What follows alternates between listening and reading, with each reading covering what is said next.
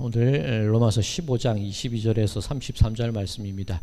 우리 지난 주간에 바울의 선교 원칙이랄까요? 그것이 주된 내용은 아니었는데 지난 주간 본문을 살피면서 바울에게 있었던 나름의 선교의 목적, 원칙, 기준 그런 것들이 몇 가지 있는 것을 확인했습니다. 오늘 그것을 먼저 한번 다시 기억을 떠올리고 그것에 비추어서 오늘 말씀을 한번 알아보도록 하겠습니다. 19절 로마서 15장 19절입니다. 표적과 기사의 능력으로 성령의 능력으로 이루어졌으며 그리하여 내가 예루살렘으로부터 두루 행하여 일루리곤까지 그리스도의 복음을 편만하게 전하였노라. 자, 바울이 선교하는 이유가 뭘까요? 선교의 어떤 목적? 왜 그렇게 열심히 일을 하는 걸까요? 지금 읽은 로마서 15장 19절에 보니까 예수님의 명령이 그대로 드러나 있지 않습니까? 너희가 권능을 받고 성령의 권능을 받고 예루살렘에서부터 어디까지? 땅 끝까지 이르러 내 증인이더라. 예수님의 말씀인데 바울의 선교의 그 원칙이나 그 나타나는 모습들이 똑같습니다. 이 성령의 능력으로 이루어졌고 예루살렘으로부터 두루 행하여 일루리곤까지 갔다. 일루리곤이 이를테면 로마의 문명권 북쪽 끝이라고 했었습니다. 그러니 바울의 선교 원칙, 예수님의 명령을 따를 것이 가장 중요하겠죠. 뭐 지금 우리 이 시대의 교회도 예수님의 명령을 따르는 것이 가장 중요할 겁니다. 땅 끝까지 갈 것. 이 일루리곤이라는 곳, 그죠? 이 당시 그들이 갈 수 있는 문명권 범위 내입니다. 그런데 이 북쪽 끝까지 바울이 갔는데 그것으로 멈추지 않죠. 서바나까지 가겠다. 일종의 서쪽 끝까지 나가기를 원하는 겁니다.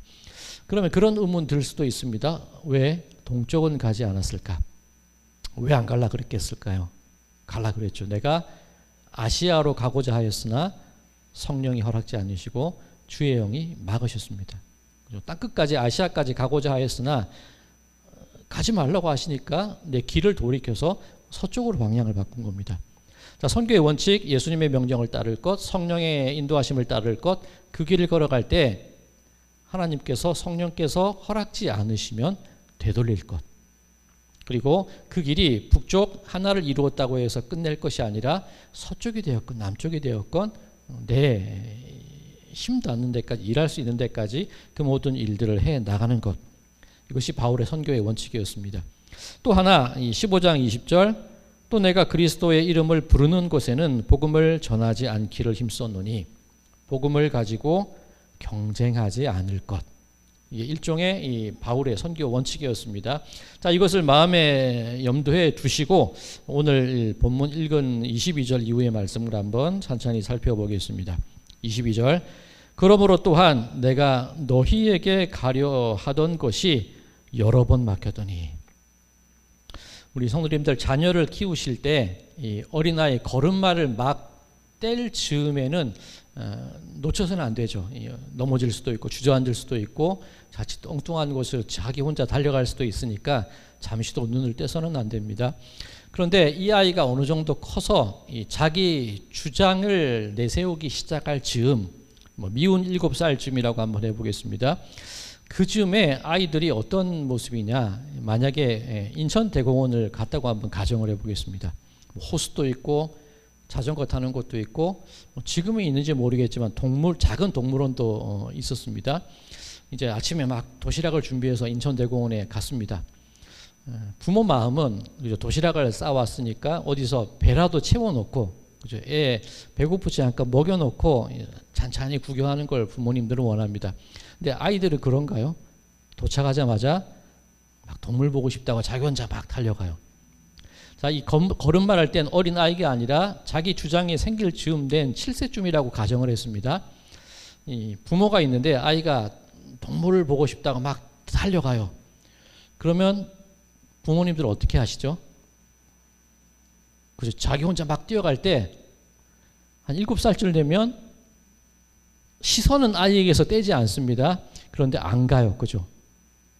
아이들도 눈치가 있어서 지 하고 싶은 거 하려고 막 달려가다가 힐끗힐끗 부모님을 돌아봐요. 어릴 때는 다 들어줬지만 어느 정도 성장한 이후에 자기 마음대로 막 튀어나가려고 할 때 그냥 가만히 서 있으면 됩니다. 그죠? 이 묵묵하게 인상 약간 쓰고 가만히 서 있으면 아이가 자기 고집부리로 뛰어가다가 부모 보고 다시 돌아오게 돼 있죠. 자, 그러면 이 부모님이 목적이 뭘까요? 부모님이 그 아이를 인천대공원에 데려간 목적, 도시락 먹으려고 한 걸까요? 호수 구경? 아니면 동물원 구경? 부모의 목적은 아이가 건강한 인격과 성품과 건강한 육신과 체력을 가지고 성장하는 걸 원하는 게 부모의 마음이에요. 그러니 밥도 먹여야 되고 나들이도 가야 되고 운동도 시키고 자기가 고집을 부리려고 할 때 그 고집을 때로는 꺾는 것이 부모의 목적입니다. 한마디로 그 아이가 잘 자라기를 바라는 게 부모의 마음이라는 거예요. 그 아이는 아직 모르니까 자기가 가고 싶은 데로 막 달려가지만 결국은 그 아이는 부모님을 바라보게 되고 점점 부모님의 뜻에 따라서 그렇게 성장해 나가는 것이 아이들의 성장의 과정이라는 겁니다. 물론 뭐 사춘기가 되면은 뭐 엇나가기도 하고 그렇겠지만 결국은 그 아이들도 부모의 마음을 알아가는 과정, 그것이 성장이겠죠. 하나님도 마찬가지이실 겁니다. 하나님께서 우리를 향한 목적이 무엇일까요? 교회를 얼마나 세우고 땅 끝까지 이르러 주님께서 내 증인이 되라고 하셨는데 교회 설립하는 게 목적인가요? 그것은 목적을 이루기 위한 과정이고 하나님의 최종 목적은 하나님과 우리가 함께 동행하는 것. 하나님 우리를 지으신 이유가 뭡니까? 우리의 찬양과 경배를 받기 원하시는 것. 내 이렇게 즐겨야지 그 마음이 아니라 다르게 말하자면 에덴 동산을 회복하는 거예요. 그죠? 에덴 동산에서 아담과 함께 동행하시고 동거하시고 그 아담이 어떻게 그 동물들의 이름을 짓는가를 바라보시고 아담아 어디 있니 부르시고 하나님과 우리의 교제와 동행, 동거 그것이 하나님의 목적이라는 거죠. 그것을 이루기 위해서 땅끝까지 증인이 되어야 되는 겁니다. 그 하나님의 마음을 모르는 이들에게 알려주고자 하는 것이 이 선교의 목적이고 전도의 목적이라는 것이지요. 자, 그렇다면 우리가 살아가는 삶 속에서 내 계획과 내 뜻대로 되지 않은 일들이 많습니다. 가려고 하는 길이 막혀질 때가 있고 내가 정성껏 준비한 계획이 수포로 돌아가는 때가 있습니다. 그럴 때 우리는 실망하거나 힘이 빠지는데 아니라는 거죠. 내 계획이 실행되지 않고 내 길이 막혔을 때 그것은 실패한 것이 아니라 하나님의 마음을 돌아볼 수 있는 기회가 된 겁니다. 나는 동물원으로 뛰어가고 싶지만 우리 아버지, 우리 어머니는 나를 잘 성장시키기 원하는 것이 부모의 마음이니까 하나님께서 내가 이 계획이 반드시 하나님 이거 해야 됩니다. 이게 정말 좋은 거예요. 교회를 위해서 이게 꼭 필요한 일입니다. 근데 하나님 보시기에 좀 아닌 것 같으면 하나님께서는 저 멀찍이 떨어져서 가만히 기다리고 서 계실 거예요. 그럴 때 우리들이 해야 될 일은 나 혼자 그냥 달려갈 것이 아니라 하나님을 돌이켜보고 그 하나님께 발맞추어서 그 곁으로 다가가는 것. 이건 실패가 아니라 하나님과의 동행을 배워나가는 과정일 겁니다. 사도 바울이 예수님을 만나기 시작한 것이 바로 그 과정 아닙니까? 내가 예수 믿는 자들을 핍박하기 위해 잡기 위해서 다메섹으로 갈 때 내 계획이 있었지만 예수님은 그것을 막으세요. 보지 못하게 하시고 다른 이들의 손에 이끌려 걸어가게 하시고 바울의 계획에 의하면 실패입니다. 그죠? 내가 공문을 받아서 핍박하러 가야 되는데 실패한 거예요. 그런데 실패가 아니라 그 속에서 하나님의 마음을 알아가기 시작한 거죠. 마찬가지로 아시아로 동쪽 끝으로 가고 싶었지만 성령님이 아니라고 그러세요. 그러면 그 하나님께서 원하시는 그 방향을 맞추기 위해서 뒤돌아보고 서 계신 하나님께로 다시금 다가가는 과정이 필요한 거죠. 이게 바울의 삶 속에서 나타나고 오늘 본문 22절의 말씀이 그건 겁니다. 내가 너희에게 로마에 가고 싶은 마음이 있었는데 여러 번 그 길이 막혔다는 겁니다. 자, 그 여러 번 맡겼을 때 바울의 어떤 감정, 바울의 어떤 생각의 표현들은 어떻습니까? 22절, 23절 제가 다시 읽을게요. 그러므로 또한 내가 너희에게 가려 하던 것이 여러 번 맡겼더니 이제는 이 지방에 일할 곳이 없고 또 여러 해 전부터 언제든지 서반으로 갈 때에 너희에게 가기를 바라고 있었으니 이는 지나가는 길에 너희를 보고 먼저 너희와 사귐으로 얼마간 기쁨을 가진 후에 너희가 그리로 보내주기를 바랍니다. 로마. 그죠? 이 문명의 중심지 로마. 그런데 그 길이 여러 번 바뀌었을 때 여전히 로마 그 고집 부리고 있는 게 아니었다는 거예요. 그 길이 바뀌었을 때 바울은 하나님의 마음을 알아서 자기가 있어야 될 장소를 찾아가서 그곳에서 일을 하고 있었다는 겁니다. 이 23절에 이제는 이 지방에 일할 곳이 없고 라고 되어 있는데 지금 고린도 지방에 있는 겁니다. 바울이 로마서를 기록할 때 고린도 교회에 머물러 있었거든요. 그러니까 이제는 이 지방 로마 그토록 바라던 곳이었지만 그 길이 막혔을 때 바울은 지금 고린도에 머물러 있습니다. 그리고 이제는 이 지방에 일할 곳이 없고 일할 게 왜 없었겠습니까? 근데 바울의 어떤 선교의 스타일이 그랬죠. 가서 교회를 세우고 다른 지도자를 세운 후에 바울은 또 다른 곳으로 가요. 교회를 세우고 지도자를 세우고 또 다른 곳으로 갑니다. 만약에 그 교회에 어려움이 있다, 편지를 쓰겠죠. 자기의 생각과 어떻게 올바른 믿음을 가져야 될지 권면의 글을 보내는 겁니다. 이게 바울의 선교의 스타일이었다는 거예요. 그러니까 내 주도권, 내 지배력, 내 지분을 강조하고 주장하는 게 아니라 그저 보내시는 곳으로 가서 세우고 누군가를 또 격려하고 세워놓고 또 다른 곳으로 옮겨가고, 이게 바울이 보여줬던 선교의 모습이라는 거죠. 오직 로마, 내가 바라는 목적을 이루기 위해서 이것만 고집부리고 나가는 그것이 아니라, 내 지분을 강조하는 게 아니라 내가 얼마나 노력했는데 얼마나 어떻게 이룬 교회인데 내 목소리를 관철시키려는 것이 아니라 일할 곳이 없네, 또 다른 곳을 향하여서 달려가는 그런 모습이 바울에게서 드러나고 있다는 겁니다. 그러면서 하는 말이, 또 여러 해 전부터 언제든지 서바나라고 할 때에 너희에게 가기를 바라고 있었으니, 실패했어, 끝났어, 실망했어, 그게 아니라 여전히 꿈을 꾸는 겁니다. 나는 서바나로 갈 거야. 자, 여기서 한 가지 질문이 생기는데, 바울은 왜 로마로 가려고 했을까요? 우리가 이 첫 번째 시간부터 살펴본 내용이었잖아요. 앞서 우리 설교 시작할 즈음에 바울의 선교 원칙 몇 가지가 있었습니다. 복음을 가지고 경쟁하지 않을 것. 로마에는 이미 교회가 세워져 있습니다. 그리스도인 공동체가 있습니다. 굳이 거기를 또 왜 가려 그래요? 내가 유명하니까 내 지분 싸움하러 가는 겁니까? 그게 목적이 아니었죠. 나는 서바나로 가는 길에 당신들과 함께 친밀한 교제를 나누고 싶습니다. 그러면서 바울이 하는 말이, 너희와 사귐으로 얼마간 기쁨을 가진 후에 너희가 그리로 보내주기를 바랍니다. 동역자를 만들어 나가는 과정입니다. 내가 서바나로 갈 거야, 끝까지 갈 거야. 내 소망이 있다 할지라도 내 고집이 아니라 우선 로마 교회와의 사귐을 통하여서 교회가 나를 파송해 주기를 나는 바랍니다. 그 얘기를 하고 있죠. 내 뜻이 이만큼 강렬하니까 관철시키겠다는 것이 아니라, 그 전에 바울이 로마서를 기록한 이유가 그거잖아요. 이미 교회가 세워져 있는데 나는 이런 신앙의 고백을 가지고 있습니다. 달리 말하면 여러분과 사귀고 싶습니다. 교제하고 싶습니다. 나의 신앙의 방향과 내 신앙의 모습은 이런 모습을 가지고 있는데, 그것을 여러분과 나누면서 여러분의 마음 가운데에도 이방을 향한 그런 선교의 열정이 일어나기 원합니다. 그리고 그렇게 되었거든 나를 좀 서바나로 보내주십시오. 그 얘기를 하고 있는 겁니다. 여전히 지분 싸움이 아니라, 내 고집을 이야기하는 것이 아니라, 교회의 치리와 교회의 어떤 결정, 그것에 따라서 바울이 또 다른 곳으로 보내주기를 바라는 그 마음을 간직했던 것이 바울의 마음이었다는 거죠. 이거 아주 좋은 계획이야, 이건 꼭 해야 돼. 그 전에 하나님과 내 마음이 조율이 되어 있는가?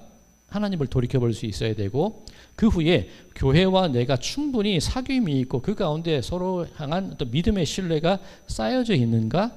그것을 살펴보고, 그 이후에 나를 파송해 주시고 그 이후에 우리가 함께 해나가야 될 일들을 한번 펼쳐나가 봅시다. 이게 바울의 선교의 모습이었다는 겁니다. 이 로마서를 정리하는 지금 바울의 어떤 이 끝인사 속에서 바울의 목양과 목회와 선교의 그 모습들이 잘 드러나 있는 것을 볼 수가 있습니다. 자, 계속해서 25절 이하의 말씀입니다. 그러나 이제는 내가 성도를 섬기는 일로 예루살렘에 가노니, 이는 마케도냐와 아가야 사람들이 예루살렘 성도 중 가난한 자들을 위하여 기쁘게 얼마를 연보하였습니다. 저희가 기뻐서 하였거니와 또한 저희는 그들에게 빚진 자니, 만일 이방인들이 그들의 영적인 것을 나눠 가졌으면 육적인 것으로 그들을 섬기는 것이 마땅하니라. 자, 이 당시 로마 글라디오스 황제 때 큰 흉년이 있었습니다. 기근이 있었습니다. 그래서 많은 사람들이 어려움을 겪었는데 예루살렘 교회 역시 큰 어려움을 겪고 있을 때입니다. 자, 얘기를 한번 정리해 보면 바울의 어떤 삶의 흐름이 나 로마로 가고 싶었어요. 그런데 그 길이 막혔습니다. 지금 고린도 교회에 머물러 있습니다. 그러다 이제 서바나로 갈 계획을 세우고 있습니다. 이제 로마 교인들과 상의하기 원한다는 거죠. 그런데 지금은 제가 예루살렘을 먼저 가야 됩니다. 그 얘기를 하고 있죠. 이 로마도 가야 되고 서바나도 가야 되고 여러 일들도 해야 되는데 지금은 예루살렘 교회에 가는 길이 저의 할 일입니다. 바울이 그 얘기합니다. 왜 그러냐면 이 마케도냐와 아가야 이 그리스 북쪽에 있는 교회 공동체에서 헌금을 모았습니다. 연보, 이 구제 헌금을 모아서 그것을 가지고 예루살렘 교회에 있는 그 어려움을 당하는 성도들에게 그것을 전해주고 와야 됩니다. 바울이 그 마음을 가지고 있는 겁니다. 그죠? 이 자기 주장이 아니라 성도들의 모은 사랑과 그 연보를 가지고 보내심을 받은 자의 모습으로 또다시 예루살렘으로 가고자 하는 그 얘기죠. 자, 이 부분이 고린도후서 8장에 잘 나와 있는데 고린도후서 8장 1절과 2절 제가 읽겠습니다. 형제들아, 하나님께서 마케도냐 교회에게 주신 은혜를 우리가 너희에게 알리노니 환난의 많은 시련 가운데에서 그들의 넘치는 기쁨과 극심한 가난이 그들의 풍성한 연보를 넘치도록 하게 하였느니라. 좀 이 말이 이상한 게 있어요. 글라디오 황제 때 흉년이 들었고 예루살렘 교회도 어렵습니다. 그러면 마케도냐 교회라고 안 어려웠을까요? 똑같이 어려운 상황인 겁니다. 그런데 지금 읽은 고린도후서 8장 2절을 제가 다시 읽어드리면 환난의 많은 시련 가운데에서 그들의 넘치는 기쁨과 극심한 가난이 그들의 풍성한 연보를 넘치도록 하게 하였느니라. 넘치는 기쁨이 있는데 극심한 가난이 또 있어요. 마케도냐 교회, 아가야 교회 역시 흉년으로서 극심한 가난 가운데 처해 있는데 연보할 때, 헌금할 때, 구제헌금을 할 때 기쁨이 넘쳤다는 겁니다. 물질은 없는데 그 마음이 너무도 기뻐서 다 함께 예루살렘 교회를 돕기 위해서 우리가 이렇게 헌금을 기쁜 마음으로 하였습니다. 이게 지금 마케도냐 교회의 모습이라는 겁니다. 왜 기뻤느냐? 27절 저희가 기뻐서 하였거니와 또한 저희는 그들에게 빚진 자니 우리는 이방인으로서 복음을 알지 못하는 사람들인데 예루살렘에서 시작된 그 복음이 우리에게 전해졌고 우리가 이렇게 생명을 얻었으니까 영적인 선물을 우리가 풍성히 받았으니까 이제는 우리가 육적인 선물을 예루살렘 교회에 돌려드리고 싶습니다. 극심한 가난에도 불구하고 기쁘게 그 헌금들을 모았다는 거죠.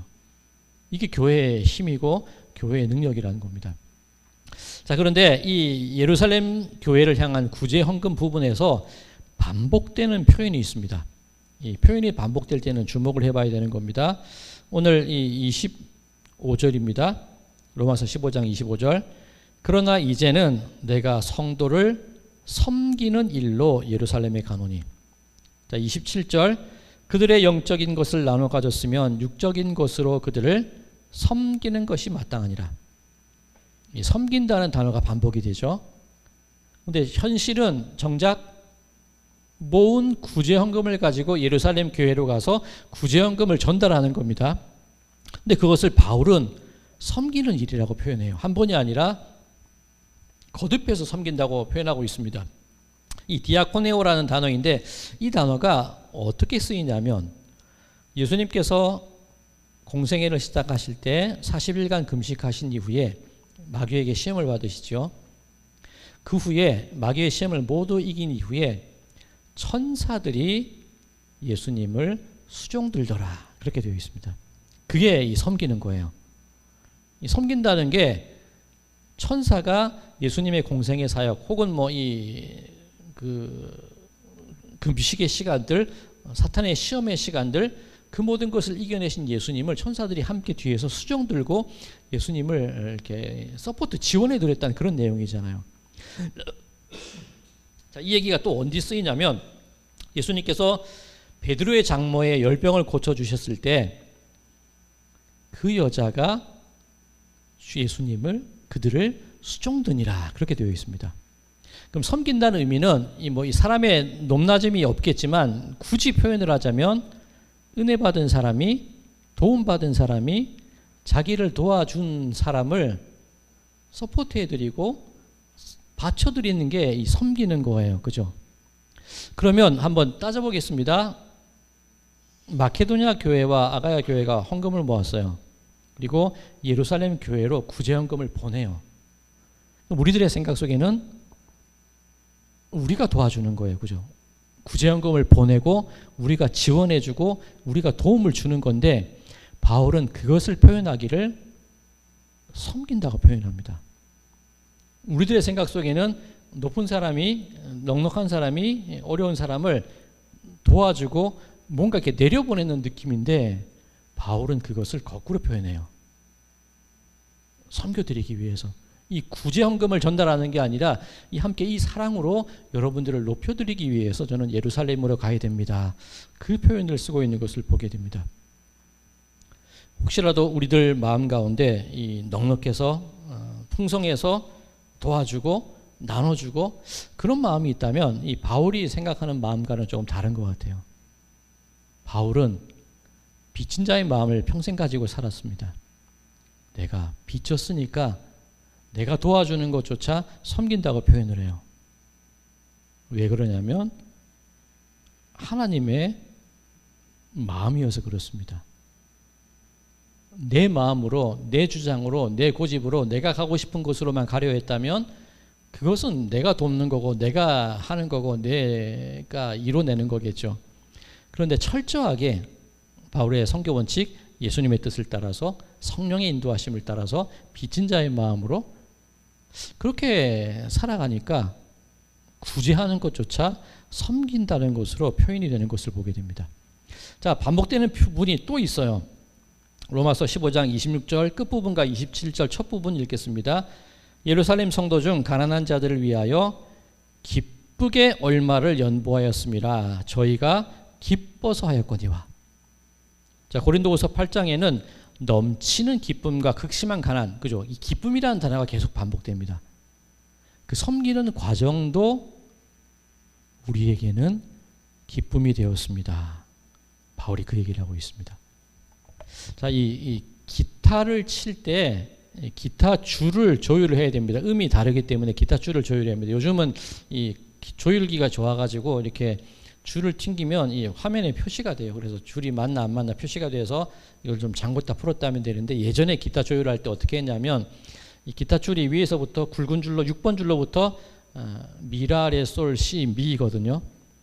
그러면 제일 위에 줄이 미고 두 번째 줄이 라인데 조율기가 없을 때 어떻게 조율을 하냐면 맨 위에 줄 5번째 칸을 누르면 이게 라가 돼요. 그러면 미라니까 좀 설명이 그래도 잘 들으셔야 되고 이게 맨 윗줄을 라를 만들어 버리는 거예요. 그럼 맨 윗줄 라를 치고 두 번째 줄이 원래 라니까 그걸 치면 소리가 같아야겠죠. 이게 5번째 칸씩을 누르고 4번째, 5번째 누르면 서로 위아래 줄이 소리가 같아져요. 그런데 신기한 게 뭐냐면 이 조율을 할 때 이렇게 보통 땡땡땡땡 조율을 하는데 음이 맞고 조율이 잘 된 상태가 되면 맨 위에 줄을 치는데 그 다음번 줄 5번 줄이 손대지 않았는데 이게 흔들려요. 소리가 딱 맞으면 제일 위에 줄만 튕겨도 두 번째 줄이 같이 흔들려요. 이게 공명이라고 하는 겁니다. 이 조율할 때 공명인데 소리가 같으면 주파수가 같으면 내가 닿지 않고 떨어져 있어도 같이 흔들리는 거예요. 즉 이들이 왜 기쁘고 이들이 왜 섬기고 바울이 왜 자기 고집을 부리지 않고 왜 그 교회의 복음을 경쟁하지 않느냐면 하나님의 마음이 공명되고 바울에게 조율될수록 바울의 마음도 그 떨림이 하나님과 같아진다는 거예요. 하나님은 계속 이 소리를 내고 계시는데 아니에요, 내가 원하는 건 이 길입니다라고 고집하면 절대 조율이 안 돼요. 그런데 바울의 선교 원칙이 그거잖아요. 가고자 하였으나 성령이 허락하지 않으시고 예수의 영이 막으시고 내가 로마에 가고자 하였으나 번번이 가지 못하였는데 그 과정 속에서 바울은 알아가는 거예요. 하나님의 마음에 그 떨림이 과연 나에게 어떻게 다가올지. 그러니 이 극심한 가난에 처한 사람들을 볼 때 내가 도와주겠다 그 마음이 아니라 하나님의 그 아픈 마음이, 그 떨림이 전해지는 겁니다. 그러니 섬긴다는 표현이 나오고 뭘 해도 기쁨으로 할 수 있고, 이 모든 선교의 사역들 바울이 행할 수 있는 것이 그 떨림이 같아져서라는 거예요. 자, 그렇다면 우리들 빳빳하게 내 고집 부리고 있으면 결코 하나님께 우리는 조율될 수가 없습니다. 때로는 가만히 서 계신 우리 아버지, 그죠? 아버지가 서 계시면 내가 가야 되는 거라고 말씀드렸죠. 줄을 풀고 쪼이고 하면서 내 삶 속에서 하나님의 뜻을 찾아 나가는 거예요. 근데 그 과정이 반복되다 보면 다메섹으로 가는 길도 막히고 이것도 막히고 저것도 막히고 실패인 줄 알았는데 그곳에 하나님과의 동행하는 길을 그곳에서 발견을 하게 되면 언젠가는 내 마음속에 떨림이 생기는 그 순간이 생긴다는 겁니다. 저 사람들 불쌍해서 도와줘야겠는데 그게 아니라 너무 마음이 아파요. 함께 기쁨을 나누고 싶어요. 그러면 그들을 보는 것만으로도 내 속에 떨림이 생기기 시작한다는 거죠. 그게 하나님과 내가 조율되고 공명되어진다는 그 마음일 겁니다. 자, 계속해서 이 선교의 원칙이 계속 드러나는데 이 30절에서 32절 읽겠습니다. 형제들아, 내가 우리 주 예수 그리스도와 성령의 사랑으로 말미암아 너희를 권하노니 너희 기도에 나와 힘을 같이하여 나를 위하여 하나님께 빌어. 31절, 나로 유대에서 순종하지 아니하는 자들로부터 건짐을 받게 하고 또 예루살렘에 대하여 내가 섬기는 일을 성도들이 받을 만하게 하고 나로 하나님의 뜻을 따라 기쁨으로 너희에게 나아가 너희와 함께 편히 쉬게 하라. 이 헌금을 모아서 예루살렘으로 가야 됩니다. 그런데 예루살렘이 어떤 곳입니까? 유대인들이 가득히 모여 있는 곳이에요. 그곳에 가면 바울은 죽임을 당할 수도 있습니다. 유대 공동체 내에서 배신자잖아요, 그죠? 함께 교회를 핍박하던 자가 저렇게 예수 앞잡이로 변해져 있으니까 바울은 배신자예요. 그리고 교회 안에서도 아직도 바울을 탐탁지 않게 여기는 사람들도 있습니다. 여러모로 예루살렘으로 간다는 것, 더군다나 그 당시 이 돈을 들고 가야 돼요. 얼마나 위험한 길입니까? 강도와 도적들이 도사리고 있고, 그렇지 않더라도 바울을 죽이고자 하는 사람들이 호시탐탐 노리는 길이에요. 바울이 로마 교인들에게 부탁을 하는 겁니다. 솔직히 상관없잖아요, 그죠? 이 마케도냐 교회에 헌금을 모아서 예루살렘으로 가는데 로마 교인한테 부탁하는 거예요. 제3자한테 부탁하기를 너희 기도에 나와 힘을 같이하여 나를 위하여 하나님께 빌어. 나 위해서 좀 기도해 주십시오, 그 얘기잖아요. 우리 함께 중보 기도해 주십시오, 그 얘기하는 겁니다. 달리 말하면 아무 상관없는 마케도냐 교회, 예루살렘 교회, 그것을 들고 가는 바울, 이 사람들은 직접적인 연관이 있는 존재들입니다. 근데 로마 교회 상관없어요. 제3자예요. 근데 바울이 부탁하는 겁니다. 함께 기도해 주십시오. 이게 조율과 공명이잖아요. 상관없어 보이는 교회지만 내가 행하는 이 섬기는 일을 위하여서, 이 기쁨의 길을 위하여서 위험한 일일 수도 있고 험한 길일 수도 있는데 여러분들께 제가 간곡히 부탁드립니다. 저를 위하여 기도해 주십시오. 기도가 저에게 힘이 될 겁니다. 우리 함께 그렇게 하나님의 뜻을 따라 기쁨으로 함께 합시다. 함께 조율되기를 원하는 그 바울의 마음이 드러나 있는 겁니다. 이게 예수님의 마음 아니십니까? 겟세마네 동산에서 기도하실 때 제자들과 동행하시죠. 제자들에게 부탁하신 말씀이 있습니다. 내가 저기 가서 기도할 테니까 너희들 깨어 있어라. 기도하시죠. 기도의 내용이 뭡니까? 이 잔을 내게서 옮겨 주십시오. 그런데 내 원대로 마시고 아버지의 원대로 하십시오. 예수님의 마음과 하나님의 마음이 조율되는 거 아닙니까? 이 잔을 내게서 옮기옵소서.